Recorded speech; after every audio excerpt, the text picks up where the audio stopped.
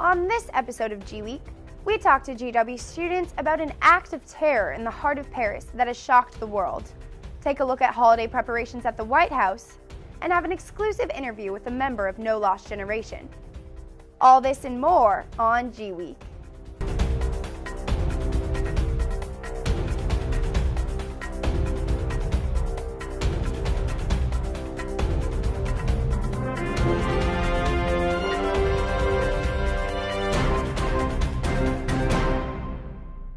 Welcome to another episode of GWeek. I'm your host, Mary Grace Brown. Following the tragic events that transpired in Paris earlier this month, we sent reporter Rudy Venkatesan to the streets to talk to GW students about their opinions on the tragedy. We're here today to talk to GW students about the recent terrorist attacks in Paris and the ongoing events. So what was your immediate reaction following the Paris terrorist attacks? Well, I was personally really scared because I know a lot of people that are abroad right now over in Paris, and then in general I was just horrified. I just kept wondering, when is this going to stop? As a GW student, I felt like I was powerless, and I just wanted to help out the people in Paris. So House GOP proposed a bill to put a pause on the Syrians entering the U.S. That are seeking refugee status. What do you think about that? I see where they're coming from. I understand that we can't just open our doors, so to speak, to everyone who wants to come, but at the same time we have to understand that these refugees are coming from something that we can't even imagine. Syrians are fleeing what just happened in Paris, basically. This is happening in their own country. That's what they're trying to flee. Well, as a GW student and someone who lives in the DC community, how do you feel about your safety? Do you feel like it's being threatened at all? No. I think this is, DC being the capital of the United States, I think that it usually is prepared for this kind of attack. I feel a little bit threatened. It's scary seeing ISIS says DC's next on the CNN homepage. I do feel safe because I feel like the GW community has been open and honest with us about how they're dealing with this and how they're looking into it, and they sent out an email about how the State Department doesn't feel like there's any real credible threat. So I feel like we're in a good place for now. If you could say anything to the people of Paris right now, what would you say? I would just say I'm extremely sorry and I'm praying for you. Guess I would just say I'm so sorry and the world is watching. From all of us here at GWTV, we stand with you and support you, Paris. For GWeek, I'm Rudy Venkatesan. Meanwhile, there is unrest happening in the U.S. right on college campuses. Over the past month, protests have occurred at multiple universities across the nation. Students have been calling for an increase in the diversity of their student body and faculty, and for the improvement of the hostile racial climate at their universities. The wave of demonstrations began following the student protests at the University of Missouri.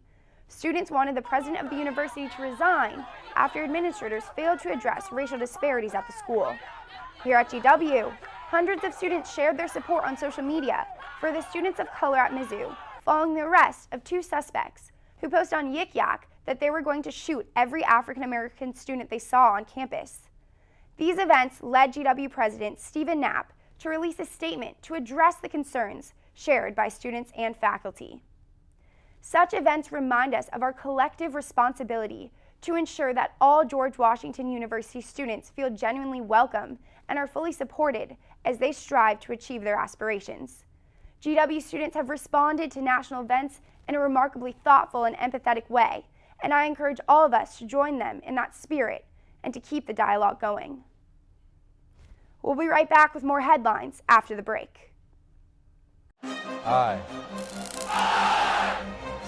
believe. I believe that. I believe that we. I believe that we will win.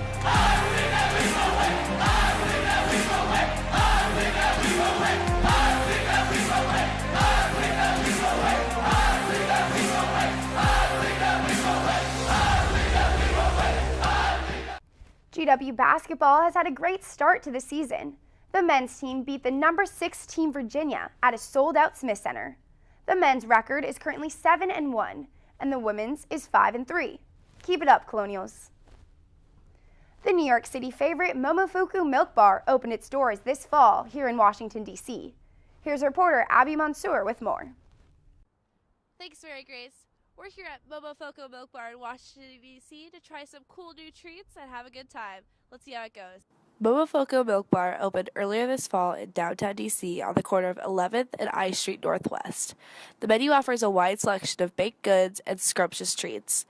The signature item on the menu is their cereal milk soft serve, and our crew waited patiently to see what all the fuss was about. Let's try it. Cheers. So let's try some of this. Try this? Let's do it. Cheers to the cookies. Cheers to the cookies. I think this is going to be the new DC craze, like frozen yogurt kind of took its thing. Definitely. I'm sick of like the froyo. This is like real soft serve ice cream, which I haven't had since like coming to GW. We discussed our overall thoughts about Momofoco Milk Bar after a few hours of taste testing at a park nearby. I'd give it a B+. Because that milkshake and those cake balls were so good, but I felt like the cookie lacked a lot of like the typical cookie flavors that is like a good cookie. Like compared to like a Captain Cookie, which we all know and love, it's very different. Yeah, if you're trying to go for a cookie, definitely Captain Cookie over the Milk Bar.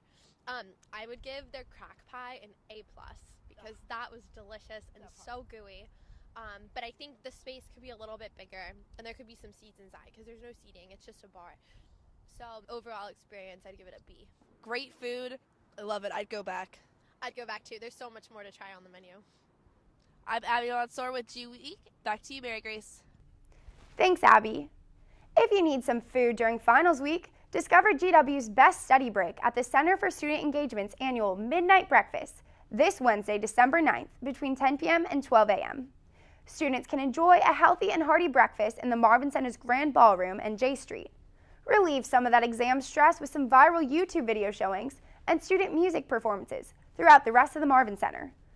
As the semester comes to a close, the Midnight Breakfast is the perfect opportunity to relax and have some fun. The GW community gathered in Kogan Plaza on Veterans Day on November 11th to commemorate those who have served and are currently serving in the armed forces with a wreath-laying ceremony. Their service included a variety of speakers, including the president of the GW Veterans Association and the Associate Provost for Military and Veteran Affairs. The event concluded with a service medley where veterans in the audience stood for recognition when their branch song was played. We'll be right back after the break. Stay with us. The George Washington University, at the intersection of policy, practice, and research. Connecting all that Washington has to offer with an intellectual environment that drives progress. Transforming vision into action, offering learning experiences that are rigorous, real-time, and real-world. In a city shaping the future, George Washington is a place where faculty and students don't just study the world, they work to change it. The National Christmas Tree was lit this year on December 3rd. Take a stroll down to the White House to see this holiday symbol that has been a tradition since 1923. Also located at the White House is the National Menorah. For the 8 nights of Hanukkah this year, beginning on December 6th, the menorah will shine brightly, getting all of D.C. in the holiday spirit. Christmas at the Gaylord National Resort is an award-winning holiday attraction that draws thousands of people every year. The attraction features 2 million pounds of ice, sculpted by artists from all around the world. This one-of-a-kind attraction that features the holiday's favorite characters is being held from November 21st to January 3rd. Back on campus, GW hosted its annual Ross Chaos dancing competition in Lisner Auditorium on Saturday, November 14th. 10 universities from around the country came to compete as an energetic crowd watched this unique and colorful event. Reporter Coralie Barreau has the details. On Saturday, November 13th, the South Asian Society presented their 15th annual Intercollegiate Traditional Indian Dance Competition, Ross Chaos. 8 teams from universities across the country performed high-energy and unique dances in Lisner Auditorium. About 1,000 people attended the event, and Virginia Commonwealth University took first place. The Textile Museum, located next to Corcoran Hall, opened up a new exhibit called China, through the lens of John Thompson. We sent reporter Stephanie Adams to see what all the buzz was about. From now until February 14th, the Textile Museum will feature an exhibit that gives D.C. residents an exclusive look into 19th century China. The 2-floor exhibit features images captured by Scottish photographer John Thompson on his 4 journeys across China. Thompson's work focuses on showcasing the everyday lives of the rich and the poor. The exhibit also showcases textiles and accessories of the time.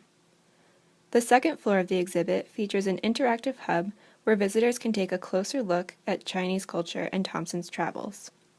The Textile Museum is open 6 days a week and is free to GW students and faculty who wish to expand their knowledge on Chinese culture in an innovative and intriguing way. Reporting for GWeek, I'm Stephanie Adams. A year ago, GW bought the Corcoran School of Art and Design, adding a historical museum and an entire new College of Art to our campus.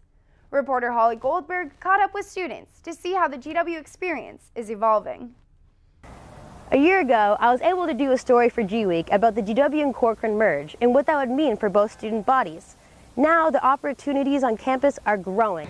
Definitely like technology and stuff like that. There's like a lot more computers and cooler stuff in a way. From what I hear, the way how the exhibitions are being handled, and also the way how we are being integrated inside the Columbian College, which opens up opportunities to minor inside like jazz or in dance, because I'm a newly assigned dance minor, and so it's quite exciting to see the synergy between the two departments, between the Corcoran and GW.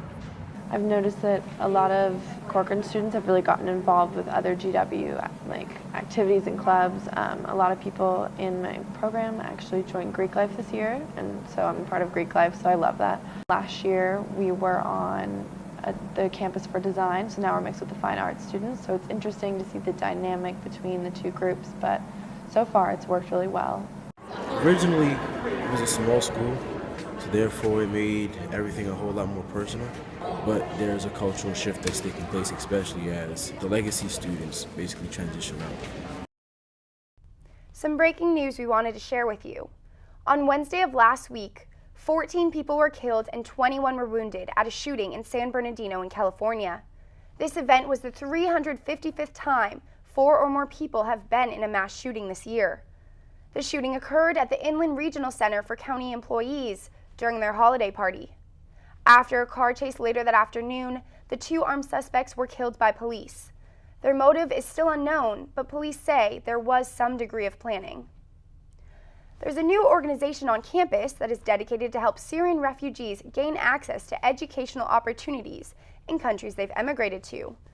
Joining us now is Blake Wessinger of the organization No Lost Generation GW.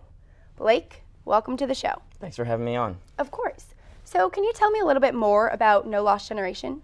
Yeah, we're a chapter of a movement that was started by the United Nations a couple years ago called No Lost Generation to help people displaced people in regions around the world experiencing war gain access to educational opportunities.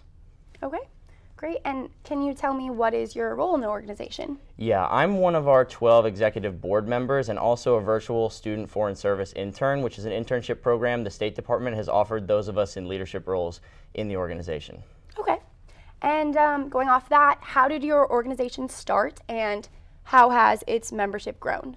So the State Department took this movement, this No Lost Generation movement from the United Nations, which wasn't very successful in the first stages, and they decided to apply it to college students. So they approached some Elliott School professors and said, do you have some kids in the Elliott School who would be interested in trying this out?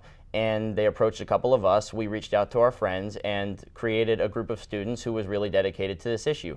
Through the Virtual Student Forest Service program, we do 10 to 12 hours per week, and we have to report on that. And that's basically all of our executive board activity. And so we've been really, really productive so far. We have over 45 members now, new members joining every single week at every event that we have. So very happy with the way we've progressed. Definitely. Seems like you're very ambitious and it's been really successful.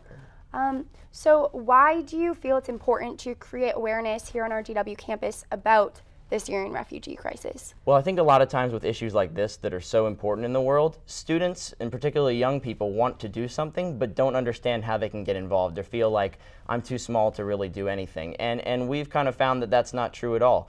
You can raise awareness, and that's always good, but you can also raise funds, and we've been able to have events with speakers who are doing real work, who come in to make connections and talk to college students. And I think college students are really important to this whole issue because we have more connections, professors, friends than anybody else in the country, and we have more ability to spread the word and find people who can help. So to collect everybody together with all of their ideas and to try to make some real progress with that. Absolutely. So can you tell me more about the specific events that No Lost Generation has done to both promote awareness and raise funds? So our launch event, we had Melissa Fleming, who is the head of communications for the United Nations High Commissioner for Refugees. She came in and gave a talk, a really, really emotional talk about a Syrian family who had escaped, who had swam across the Mediterranean Sea. And it was very powerful, and we had over 100 people come. And then after that, many of them signed up to receive more information from us, and even some of them signed up to join our organization at some rate. We also had a panel event with a representative from Save the Children, Catholic Relief Services, Médecins du Monde, which is Doctors of the World, and Refugees International. And they spoke, and again, we had over 100 people there, and many joined the organization and went on our listserv after. And we've also partnered with an organization in Toronto that's helping distribute tablets with educational material in Syria. Wow. And we gathered students together to make this educational material and load them onto the tablets, which will be sent to Turkey and Jordan. Wow, that's really impressive, that partnership. And just so I understand, you've had a lot of influential speakers come to campus, and you just mentioned one of them. Could you talk a little bit more about some others that have come? Well, we've only had 2 events so far. We're a very Okay. new student group. We've only been around for a month or so. But actually tonight we have another event where we have a speaker from something called the Al Kayat Foundation, who's matching our donation from all the funds that we raise tonight at this gala that we've partnered with the International Affairs Society here at GW, kind of trying to partner with other student groups as well as other organizations. But we have much more to come. We've been talking to the State Department. They want to send us a speaker sometime in early January, so all I can say to you is stay tuned. Definitely. Well, that is really, really good to hear. And I would encourage anyone who's interested in this to check that out tonight. And then just going off that, so if a student at GW is interested in joining, what could they do to become more involved or maybe devote themselves to helping raise funds? Well, they should talk to us because no matter what you're willing to do, everything is useful to us. I mean, no matter how much effort you're willing to put forth. So not everybody has to be an executive board member or going on TV or going to talk to people. Everybody can just get together, create educational material for that partnership that we've created, help us staff an event, and just share all of our links on Facebook. We want everybody to be aware because we think this issue is one of the most important issues facing the world right now, and it gets forgotten a lot of the time. And Blake, why do you think educational resources are so important during a refugee crisis? Well, I think it's an issue that gets often overlooked when it comes to refugee crisis, and it's really, really a big issue. You see all of these populations who are forced to move away from their homes and can't gain citizenship and therefore can't go to school in the countries they go to. And then you have what we call a no-lost generation, which is 2, 3, even 5 years of children who haven't had any kind of education. It can set back your entire society and all of your human capital for years to come. And so we'd like to think that we're different because we're not just addressing the acute suffering of the refugees, we care about their future. And we care about the future of the Syrian people. And we don't want this diaspora to end up being just that, a diaspora with no access to education or innovation. So we care about Syria moving forward, and we think we can do something to make a difference. Okay, thank you so much. And if you do want to learn more about No Lost Generation, you can check out their Facebook page. That brings us to the end of our show. Until next time, make sure to check out GWTV on our website at www.gw-tv.com. Thanks for tuning in, GW. We'll be seeing you around campus.